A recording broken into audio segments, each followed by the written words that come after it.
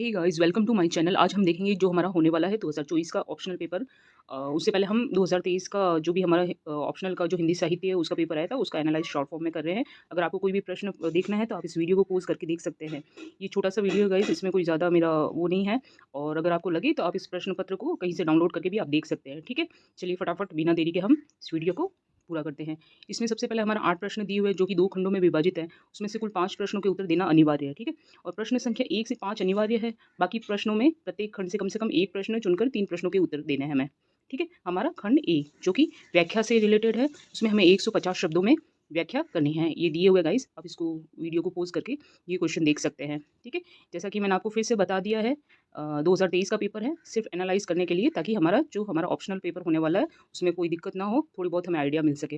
PYQ हमारे लिए कितना इंपॉर्टेंट है हम सभी जानते हैं।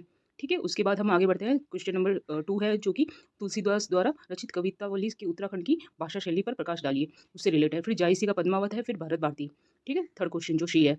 फिर हम थर्ड क्वेश्चन के उस पे जाएंगे। जयशंकर प्रसाद की कामायनी है, उसके बाद भ्रमर गीत सार का है सूरदास का। ठीक है, कुकुरमता का आया एक क्वेश्चन।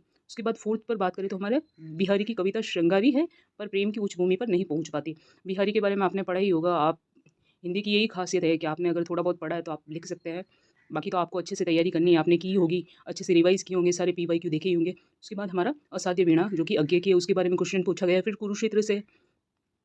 फिर हमारा सेक्शन बी है जिसमें सब प्रसंग व्याख्या 150 शब्दों में करनी है। इसमें भी आप अच्छे से इनको देखिए।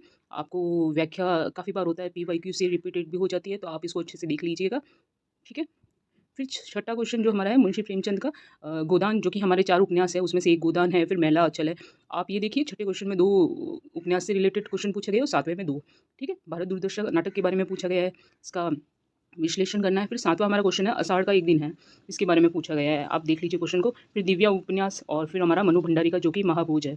इसके बाद हमारा 8वां क्वेश्चन है जो कि स्कंदगुप्त नाटक राष्ट्रीय उन्नति की संवेदना को प्रकट करता है। श्रद्धा भक्ति, और इसमें हमारा कामायनी का निबंध के आधार पर प्रेम, श्रद्धा और भक्ति का अंतः संबंध स्पष्ट कीजिए।